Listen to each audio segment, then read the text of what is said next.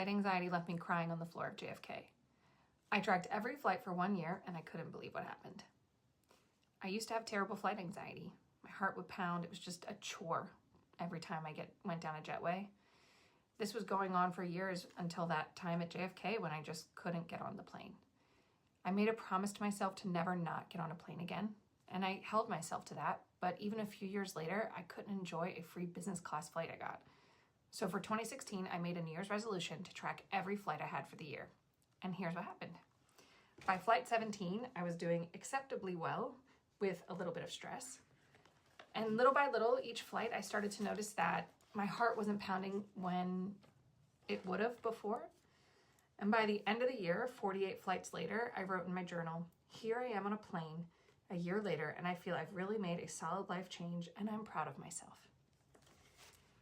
But realistically, that fear didn't go away because I wanted it to. I didn't think my way out of it. Save this in case you want to come back to it.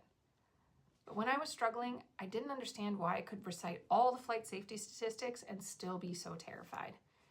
I didn't know that my nervous system was reacting to what it perceived to be actual danger.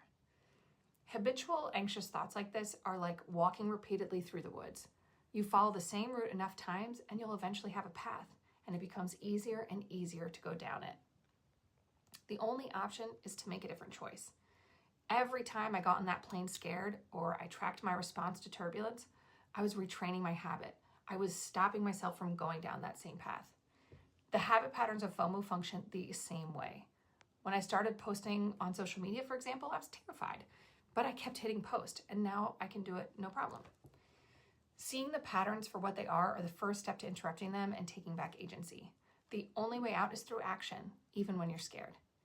If you're curious how much FOMO is showing up in your life, comment quiz for a link to take my 2-minute quiz and see just how much it's costing you. And know that your habits and patterns are not what define you.